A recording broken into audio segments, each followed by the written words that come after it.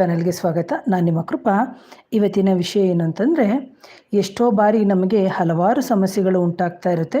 ಆ ಸಮಸ್ಯೆಗೆ ಕಾರಣ ಏನು ಅಂತ ಗೊತ್ತಿರಲ್ಲ. ಪ್ರೇತ ಬಾಧೆನ ಅಥವಾ ಮಾಂತ್ರಿಕ ಬಾಧೆನ ಅಥವಾ ನಕಾರಾತ್ಮಕ ಶಕ್ತಿಗಳ ಸಮಸ್ಯೆ ನಮ್ಮ ದೇಹದಲ್ಲಿ ಅಥವಾ ನಮ್ಮ ಮನೆಯಲ್ಲಿ ಆಗ್ತಾ ಇದೆಯಾ, ಅಥವಾ ನಮ್ಮ ಎಷ್ಟೋ ಜನ್ಮದ ಕರ್ಮಗಳ ಬಾಕಿಯ, ಅಥವಾ ನಮ್ಮ ಹೌರ ಕೆಟ್ಟು ನಮಗೆ ಈ ರೀತಿ ಸಮಸ್ಯೆಗಳು ಉಂಟಾಗುತ್ತಾ ಅಂತ ನಮಗೆ ಹಲವಾರು ಸಮಯದಲ್ಲಿ ಒಂದು ಕನ್ಫ್ಯೂಷನ್ಸ್ ಇರುತ್ತೆ. ಹಾಗೆಯೇ ಎಷ್ಟೋ ಬಾರಿ ಇಂತಹ ಸಮಸ್ಯೆಗಳನ್ನು ಸಮೇತ ನಾವು ಅನುಭವಿಸಿರ್ತೀವಿ ಪ್ರೇಕ್ಷಕರೇ. ಹಾಗೆಯೇ ಯಾರಾದರೂ ನನ್ನ ಚಾನಲ್ನ ಮೊದಲನೇ ಬಾರಿಗೆ ನೋಡ್ತಿದ್ರೆ ದಯವಿಟ್ಟು ಚಾನಲ್ನ ಸಬ್ಸ್ಕ್ರೈಬ್ ಮಾಡಿ, ಲೈಕ್ ಮಾಡಿ, ಶೇರ್ ಮಾಡಿ. ಹಾಗೆ ಇದೇ ಥರ ಸಮಸ್ಯೆಯಲ್ಲಿ ಇರೋರಿಗೆ ಇಂತಹ ವಿಡಿಯೋನ ಕಳಿಸ್ಕೊಡಿ ಅಂತ ಹೇಳ್ತೀನಿ. ಯಾಕಂದರೆ ಎಷ್ಟೋ ಬಾರಿ ಇಂತಹ ಅನುಭವಗಳು ಪ್ರತಿಯೊಬ್ಬರ ಜೀವನದಲ್ಲಿ ಆಗಿದೆಯಾ ಅಂತ ನಾವು ಒಮ್ಮೊಮ್ಮೆ ಅಂದರೆ ಚೆಕ್ ಮಾಡ್ಕೋಬೇಕಾಗುತ್ತೆ. ಸಾಧಾರಣವಾಗಿ ಪ್ರತಿಯೊಬ್ಬರಿಗೂ ಇಂತಹ ಒಂದು ಅನುಭವಗಳು ಆಗಿರೋದುಂಟು. ಆದರೆ ಅದನ್ನು ನಾವು ನಿರಾಕರಿಸ್ತೀವಿ, ಇದು ಕನಸು ಅಂತ ತಿಳ್ಕೊತೀವಿ. ಆದರೆ ಕೆಲವರಿಗೆ ಮೇಲಿಂದ ಮೇಲೆ ಕನಸಿನ ರೂಪದಲ್ಲಾಗಿರ್ಬೋದು ಅಥವಾ ಸಮಸ್ಯೆಗಳ ರೂಪದಲ್ಲಿ ನಮಗೆ ಅದು ಕಾಣ್ತಾ ಇರುತ್ತೆ. ನೀವು ನೋಡಿ, ನಮ್ಮ ಅಭಿಪ್ರಾಯಗಳನ್ನು ಕೆಲವರ ಹತ್ರ ಹೇಳ್ಕೊಂಡ್ರೆ ಕೆಲವರು ನಂಬೋದೇ ಇಲ್ಲ.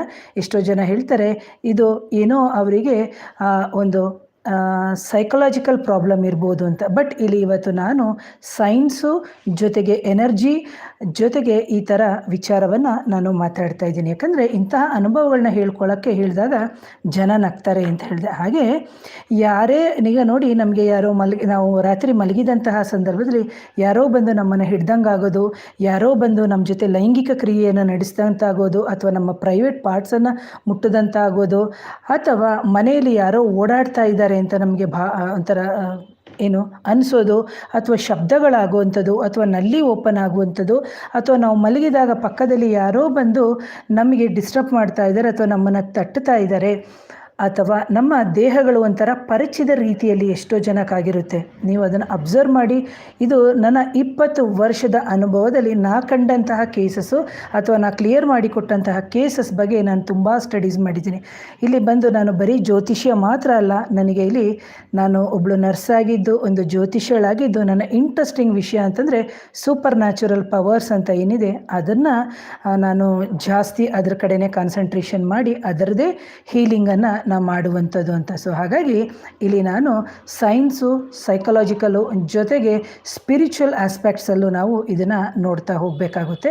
ಹಾಗಾಗಿ ಎಷ್ಟೋ ಜನಕ್ಕೆ ನೀವು ನೋಡ್ಬೋದು, ಮೇಡಮ್ ನಾನು ಮಲಗಿದ್ದೆ, ಏನೋ ಒಂದು ಕಪ್ಪಾಗಿರೋ ಶ್ಯಾಡೋ ಥರ ಬಂತು, ನನ್ನ ಹತ್ತಿರ ಬಂತು, ಇನ್ನೇನು ಹತ್ತಿರ ಬರ್ತಾ ಇದ್ದಂಗೆ ನನಗೆ ಅದು ಗೊತ್ತಾಯಿತು, ತುಂಬ ಡಿಸ್ಟರ್ಬೆನ್ಸ್ ಆಯಿತು. ಆ ಸಮಯಕ್ಕೆ ನಾನು ರಾಘವೇಂದ್ರ ಸ್ವಾಮಿಗಳ ಮಂತ್ರಗಳನ್ನ ಹೇಳ್ಕೊಂಡೆ, ಆಂಜನೇಯನ ಮಂತ್ರಗಳನ್ನ ಹೇಳ್ಕೊಂಡೆ, ಕಾಳಿಕಾದೇವಿಯ ಮಂತ್ರಗಳನ್ನ ಹೇಳ್ಕೊಂಡೆ, ಅಥವಾ ಕುಲದೇವರನ್ನು ನೆನೆಸ್ಕೊಂಡು ಇದು ಮಾಡಿಕೊಂಡೆ ಮೇಡಮ್.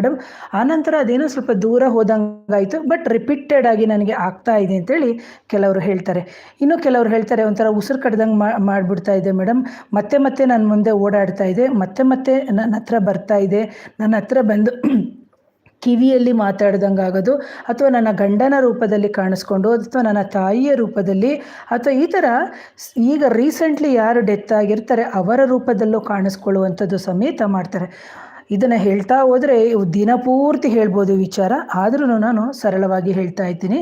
ಸೊ ನಿಜ ನೋಡಬೇಕು ಅಂತಂದರೆ ಇದನ್ನು ನೋಡಲಿಕ್ಕೆ ಮಾತ್ರ ನಮ್ಮ ದೇಹ ಇರ್ಬೋದು, ಆದರೆ ಈ ದೇಹ ಬಿಟ್ಟು ಅನ್ಯ ಆತ್ಮಗಳು ಇದೆ, ಅನ್ಯ ಪ್ರಪಂಚಗಳು ಇದೆ. ಸೊ ಅದನ್ನು ಯಾರೂ ನಂಬಲ್ಲ.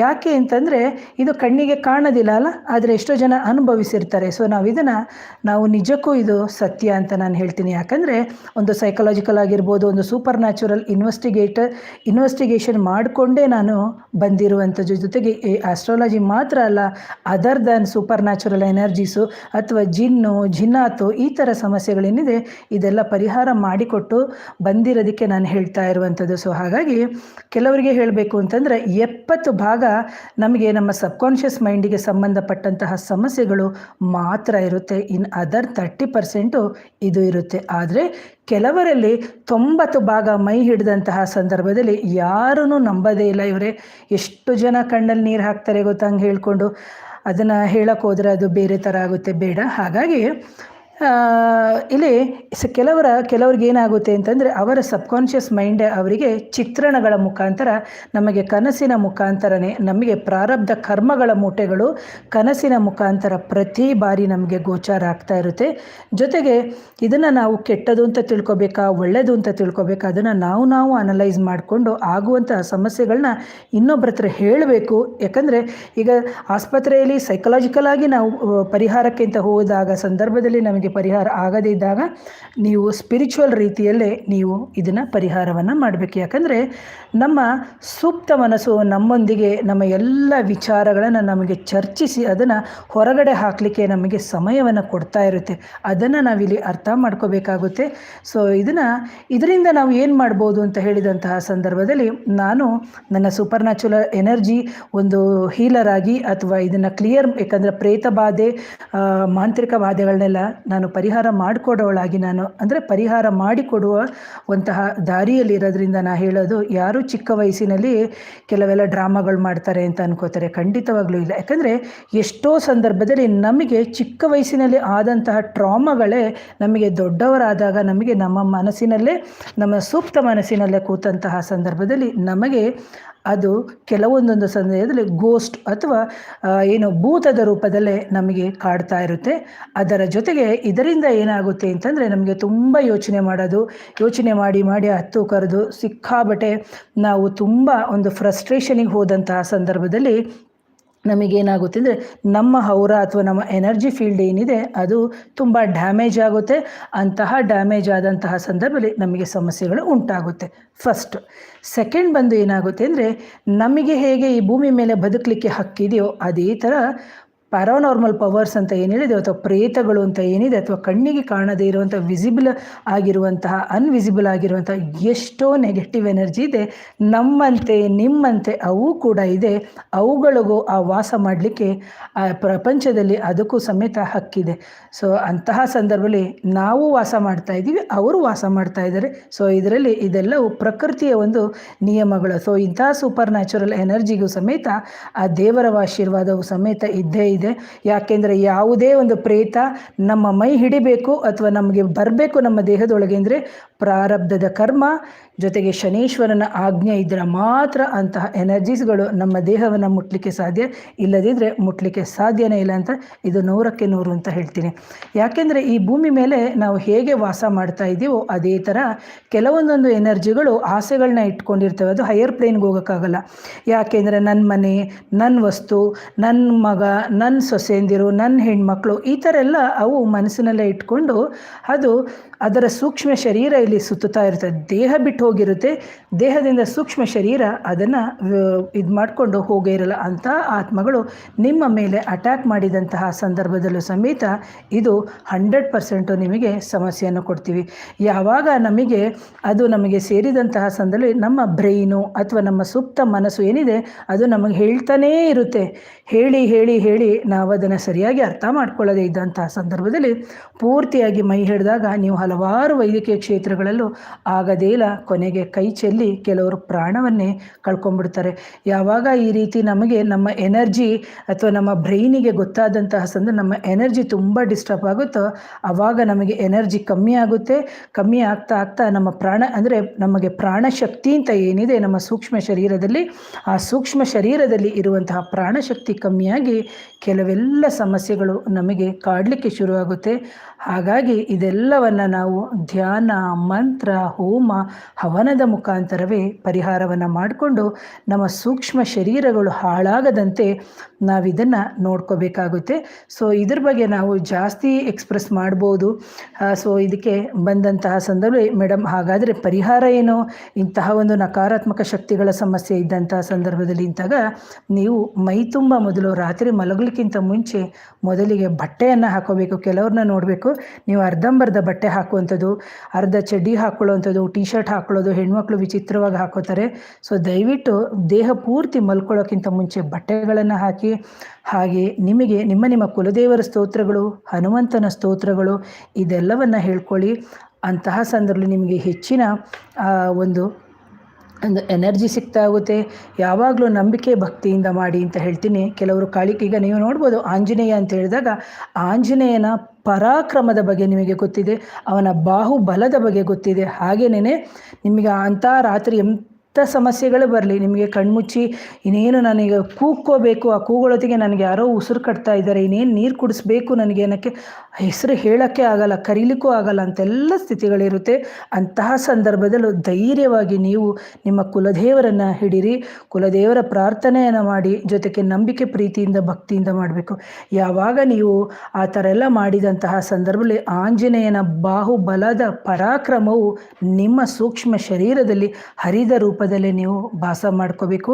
ಹಾಗೆಯೇ ಕಾಳಿಕಾದೇವಿ ಅಂತ ಹೇಳಿದಂತಹ ಸಂದರ್ಭದಲ್ಲಿ ಆ ಕಾಳಿ ಚಂಡ ಮುಂಡ ನಿಶುಂಭರನ್ನು ಯಾವ ರೀತಿ ವಧೆ ಮಾಡಿದ್ಲೋ ಅದೇ ರೀತಿ ನಿಮ್ಮ ದೇಹದಲ್ಲಿ ಇರುವಂತಹ ನಕಾರಾತ್ಮಕ ಶಕ್ತಿಯನ್ನು ಅಥವಾ ಪ್ರೇತ ಬಾಧೆಯನ್ನು ಅವಳು ಸಮಸ್ಯೆಯನ್ನು ಪರಿಹಾರಕ್ಕೆ ದಾರಿ ಕೊಟ್ಟಿದ್ದಾಳೆ ಅಂತ ಅನ್ಕೋಬೇಕು. ಹಾಗಾಗಿ ನಾವು ಪ್ರತಿ ಬಾರಿಯೂ ಅಷ್ಟೇ ನೀವು ನೋಡ್ಬೋದು, ಯಾವುದೇ ಸಂದರ್ಭದಲ್ಲೂ ನಾವು ಏನು ಹಬ್ಬ ಹರಿದಿನಗಳು ಅಂತ ಹೇಳಿದಂತಹ ಸಂದರ್ಭದಲ್ಲಿ ಸಂಕಲ್ಪಗಳು, ಅದರ ಜೊತೆಗೆ ನಮ್ಮಲ್ಲಿ ಇರುವಂತಹ ದುಷ್ಟ ಶಕ್ತಿಗಳು, ಜೊತೆಗೆ ನಮ್ಮ ಅರಿಷಡ್ವರ್ಗಗಳನ್ನು ನಾವು ಇದರಿಂದ ಹೊರಗಡೆ ಓಡಿಸ್ಬೇಕು ಅಂತ ಹೇಳ್ತೀನಿ. ಹಾಗೇನೇ ಇಂತಹ ಒಂದು ಏನು ಧ್ಯಾನ ಮಂತ್ರಗಳನ್ನು ನಾವು ಮಾಡಿಕೊಂಡು ದೇಹದಲ್ಲಿ ಇರುವಂತಹ ಶತ್ರುಗಳನ್ನು ಸಂಹಾರ ಮಾಡಬೇಕು ಮೊದಲನೇದಾಗಿ. ಎರಡನೇದು ಆಂಜನೇಯನ ಆರಾಧನೆ, ಗುರುಗಳ ಆರಾಧನೆ, ಇವೆಲ್ಲ ಮಾಡೋದ್ರಿಂದ ತುಂಬ ಚೆನ್ನಾಗಿ ನಿಮಗೆ ಪರಿಹಾರ ಆಗುತ್ತೆ. ಜೊತೆಗೆ ತಾಳ್ಮೆಯಿಂದ ಇವತ್ತು ಇವ್ರ ಹತ್ರ ಹೋಗೋದು, ಇನ್ನೊಬ್ಬರ ಹತ್ರ ಹೋಗೋದು ಆ ಥರ ಅಲ್ಲ. ಇದು ಹಲವಾರು ವರ್ಷಗಳಿಂದ ಕನಸಿನ ಮುಖಾಂತರ ತೋರಿಸುತ್ತೆ. ನೀವು ಕನಸಲ್ಲೂ ಎಚ್ಚೆತ್ಕೊಂಡಿಲ್ಲ ನಿಮಗೆ ದೇಹದಲ್ಲಿ ಪೂರ್ತಿ ಹಿಡಿದು ಸಮಸ್ಯೆಗಳು ಬರುತ್ತೆ. ಎಷ್ಟೋ ಬಾರಿ ಕೆಲವರು 30 ಮನೆ, 20 ಮನೆ, 60 ಮನೆ, 100 ಮನೆ ಅಂತ ಬದಲಾಯಿಸ್ಕೊಂಡೇ ಕೂತಿರ್ತಾರೆ. ಕೆಲವರು ನೋಡಬೇಕು, ಹೊಸ ಮನೆ ಕಟ್ಬಿಟ್ಟಿದ್ದೀನಿ, ನನಗೆ ಮನೇಲಿ ಪ್ರಾಬ್ಲಮ್ ಅಲ್ಲ. ಖಂಡಿತವಾಗ್ಲೂ ಇದೆಲ್ಲದಕ್ಕೂ ಏನು ಹೇಳ್ಬೋದು, ನಿಮ್ಮ ಕರ್ಮಗಳೇ ಕಾರಣ ಅಂತ ನಾನು ಹೇಳ್ತೀನಿ. ಯಾಕೆಂದರೆ ನೀವು ಹೋಗಿ ಆ ಜಾಗ ತಗೋಬೇಕು ಅಂದರೆ ನಿಮಗೆ ಆ ಕರ್ಮ ಇದೆ. ಆ ಕರ್ಮಕ್ಕೆ ಕಾರಣ ಏನು? ಆ ಕಾರಣ ನಿಮ್ಮ ಸಪ್ತ ಚಕ್ರಗಳೇ ಕಾರಣ. ಆ ಸಪ್ತ ಚಕ್ರಗಳೇ ಲಾಕ್ ಆಗೋದ್ರಿಂದ ನಿಮಗೆ ಆಗುತ್ತೆ. ಕೆಲವರು ಹೇಳ್ಬಿಡ್ತಾರೆ, ಇದೆಲ್ಲ ಪರಿಹಾರ ಆಗುತ್ತಾ, ನಾವು ಎಂತೆಂತೋ ಇವ್ರ ಹತ್ರ ಎಲ್ಲ ಹೋಗಿ ಬಂದಿದ್ದೀವಿ ಹಾಗೆ ಹೇಗೆ ಅಂತ. ಇಲ್ಲ, ಯಾಕೆಂದರೆ ಕೆಲವರ ಮೂರ್ತಿ ಚಿಕ್ಕದಾದರೂ ಅವರ ಕೆಲಸಗಳು ಅದೇ ಥರ ಇರುತ್ತೆ. ಹಾಗಾಗಿ ಎಲ್ಲರನ್ನು ಸಾಮಾನ್ಯ ಅಂತ ತಿಳ್ಕೊಳ್ಬೇಡಿ. ಎಲ್ಲರಿಗೂ ಆ ದೈವಿಕ ಶಕ್ತಿಗಳು ಪ್ರತಿಯೊಬ್ಬರಿಗೂ ಅವರದೇ ಆದಂತಹ ರೀತಿಯಲ್ಲಿ ಒಂದು ಶಕ್ತಿ ಆ್ಯಂಡ್ ಎನರ್ಜಿನ ಕೊಟ್ಟಿರ್ತಾರೆ. ಅದನ್ನು ಎಲ್ಲರಲ್ಲಿ ತೋರಿಸುವ ಅವಶ್ಯಕತೆ ಇಲ್ಲ. ಇದು ನನ್ನ ಅನುಭವದ ಮಾತು ಅಂತ ಹೇಳ್ತೀನಿ ಪ್ರಿಯ ವೀಕ್ಷಕರೇ. ಹಾಗಾಗಿ ಯಾರಿಗಾದರೂ ಇದ್ರ ಬಗ್ಗೆ ಕನ್ಸಲ್ಟೇಷನ್ ಬೇಕಿಂತ ಇದ್ದಂಥ ಸಂದರ್ಭದಲ್ಲಿ ನನ್ನ ನೇರ ಭೇಟಿಗೆ ಅವಕಾಶ ಇರುತ್ತೆ. ನನ್ನ ವಾಟ್ಸಪ್ ನಂಬರಿಗೆ ವಾಟ್ಸಪ್ ಮುಖಾಂತರ ನೀವು ಮೆಸೇಜ್ ಮಾಡಿ ಆ ನಂತರ ಕನ್ಸಲ್ಟೇಷನ್ ತಗೊಳ್ಳಿ. ಹಾಗೆ ಹೆಚ್ಚಿಗೆ ನೀವು ಹೇಳುವಂಥ ಮಂತ್ರ, ಹೋಮ, ಹವನಗಳು ಹೆಚ್ಚಿಗೆ ನೀವು ಜಾಗೃತರಾಗಿ ಒಂದು ಪ್ರೀತಿಯ ಸಂಕಲ್ಪದಿಂದ ನೀವು ಮಾಡಿ ಅಂತ ಹೇಳ್ತೀನಿ. ಎಷ್ಟೋ ಬಾರಿ ನಾವು ಪ್ರೀತಿಯಿಂದ ಮಾಡಲ್ಲ, ಏನೋ ಒಂದು ಮಾಡಬೇಕಾ, ಕೆಲವರು ಹೇಳ್ದೇವು ನಾವು ಮೇಡಮ್ ಎಷ್ಟು ಹೋಮ ಮಾಡಿದ್ದೀವಿ ಮೇಡಮ್ ಅಂತಾರೆ. ಆದರೆ ಆ ಹೋಮಗಳು ಯಾವ ಹೋಮ ಮಾಡಿದ್ದೀರಿ, ಯಾವ ಕಾರಣಕ್ಕೆ ಮಾಡಿದ್ದೀರಿ, ಎಷ್ಟು ಸಮಯ ಮಾಡಿದ್ದೀರಿ, ನಿಮ್ಮ ಒಂದು ಪ್ರಾಯಶ್ಚಿತ್ತ ಏನು, ಇದೆಲ್ಲ ಇಂಪಾರ್ಟೆಂಟ್. ಈಗ ಗಣಪತಿ ಹೋಮನೇ ಗಣಪತಿಗೆ ಮಾಡುವಂಥದ್ದು. ಉಚ್ಚಾಟನಾಮ ಅಂದರೆ ನೀವು ಉಚ್ಚಾಟಿಸುವುದು ಅಂತ. ಹೀಗೆ ಪವಮಾನ ಹೋಮ, ರುದ್ರ ಹೋಮ, ಗಣ ಹೋಮ, ಹೀಗೆ ಹೋಮಗಳಲ್ಲಿ ಚಂಡೀ ಹೋಮ, ನಾಗಶಾಂತಿ ಹೋಮ, ಸರ್ಪ ಸಂಸ್ಕಾರ, ಆಶ್ಲೇಷ ಬಲಿ, ಈ ಥರ ಪ್ರತಿಯೊಂದಕ್ಕೂ ತನ್ನದೇ ಆದಂಥ ರೀತಿ ನೀತಿಗಳಿದೆ. ಇಲ್ಲಿ ನೋಡಿ, ನಾವು ಊಟ ಮಾಡಬೇಕಾದ್ರೆ ಅಕ್ಕಿ ಒಂದನ್ನೇ ತರ್ತೀವಿ, ಆದರೆ ಅದರಲ್ಲಿ ಚಿತ್ರಾನ್ನ, ಮೊಸರನ್ನ, ಬಿಸಿಬೇಳೆ ಬಾತು, ಫ್ರೈಡ್ ರೈಸು ಈ ಥರ ಹೇಗೆ ಮಾಡ್ತೀವೋ ಅದೇ ಥರ ನಮ್ಮ ಋಷಿಮುನಿಗಳು ಹೋಮದ ಬಗ್ಗೆ ಹಲವಾರು ಹೋಮಗಳು ಕೊಟ್ಟಿದ್ದಾರೆ. ಸೊ ಇದು ದುರ್ಗಾ ಹೋಮ, ಈ ಥರ ಹೋಮಗಳು ಅಂತ ಹೇಳಿದಾಗ ತುಂಬ ಹೋಮಗಳು ಬರುತ್ತೆ. ಹಾಗಾಗಿ ಇದನ್ನು ನೀವು ಸರಿಯಾಗಿ ಕರೆಕ್ಟಾಗಿ ಸಮಾಲೋಚನೆ ಮಾಡಬೇಕು. ನಿಮಗೆ ಸೂಕ್ತ ವ್ಯಕ್ತಿ ಹತ್ರ. ಈಗ ನೋಡಿ, ನನಗೆ 20 ವರ್ಷ ಇದರಲ್ಲಿ ಎಕ್ಸ್ಪೀರಿಯೆನ್ಸ್ ಇದೆ. ಸೊ ಹಾಗಾಗಿ ನನ್ನ ಅನುಭವದಲ್ಲಿ ಕಂಡಂತಹ ಕೇಸಸ್ ಮೇಲೆ ರಿಸರ್ಚ್ ಮಾಡಿ ಕ್ಲಿಯರ್ ಮಾಡಿದ ಕೇಸಸ್ ಮೇಲೇ ನಾವು ಹೇಳುವಂಥದ್ದು.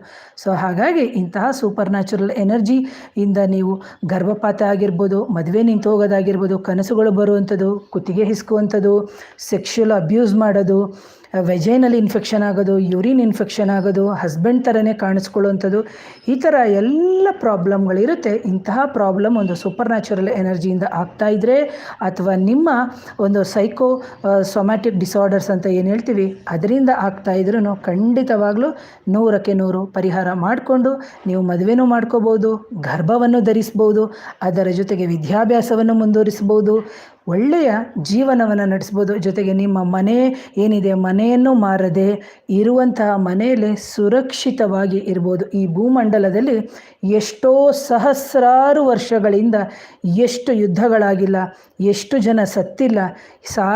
ಸಾವಿಲ್ಲದ ಮನೆಯಿಂದ ಸಾಸಿವೆ ತರಕ್ಕೆ ಸಾಧ್ಯನಾ? ಹಾಗೇನೇ ಸಾವಿಲ್ಲದೆ ಇರುವಂತಹ ಭೂಮಿಗೆ ಹೋಗಿ ನಾವು ಮನೆ ಕಟ್ಟಕ್ಕೆ ಸಾಧ್ಯನಾ? ಇದನ್ನು ನೀವೇ ಯೋಚನೆ ಮಾಡಿ ಅಂತ ಹೇಳ್ತಾ ಇವತ್ತಿನ ವಿಡಿಯೋನ ಮುಗಿಸ್ತೀನಿ.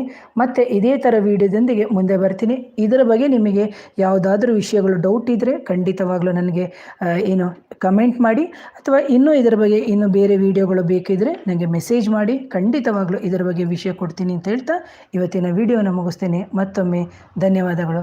ನಮಸ್ಕಾರ.